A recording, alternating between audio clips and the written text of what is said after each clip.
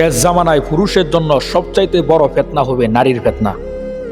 নবীজি বলেন, এমন এক শ্রেণীর নারী বের হবে যাদেরকে তাদের ভাই, তাদের স্বামী, তাদের পিতা, তাদের আত্মীয় স্বজন শিকল দিয়ে বেঁধে ঘরের মধ্যে আটকিয়ে রাখার চেষ্টা করবে, কিন্তু তারা শিকল ছিঁড়ে ঘর থেকে বের হয়ে যাবে। নবীজি বলেন, এমন এক শ্রেণীর নারী বের হবে, নিসাউন, এমন এক মহিলা, কাসিয়াতুন আরিয়াতুন, যারা পোশাক পরে উলঙ্গ অবস্থায় থাকবে, মুমিলাতুন, পরপুরুষকে নিজেদের প্রতি আকৃষ্ট করবে, মা ইলাতুন, এবং নিজেরাও পরপুরুষের প্রতি আকৃষ্ট হবে।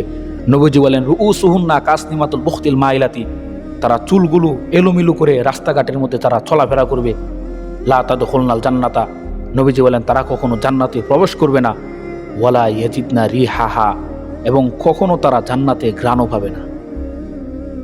নবীজি বলেন, তখন আমার মুমিনের কেরকম অবস্থা হবে, পুরুষের জন্য ইমানটা কেরকম হবে, যে হাতের মধ্যে কয়লা রাখলে, জ্বলন্ত কয়লা রাখলে যেরকম কষ্ট হয়, পুরুষের জন্য তাদের ইমানটা ধরে রাখা এরকম কষ্টকর হয়ে যাবে। সকালে থাকবে মুমিন, বিকালে হয়ে যাবে কাফের, বিকালে থাকবে মুমিন, সকালে হয়ে যাবে কাফের। কঠিন এক ভয়াবহ অবস্থা চলে আসবে। এজন্য শেষ জামানার ফিতনার থেকে শুধুমাত্র তারাই বাঁচতে পারবে যারা কম কথা বলবে, মানুষের সাথে কম মিশবে, ঘরের মধ্যে অবস্থান করবে এবং বেশি বেশি করে ইস্তেগফার করবে। নবীজি বলেন, তারাই এই শেষ জামানার ফিতনা থেকে তারা বাঁচতে পারবে।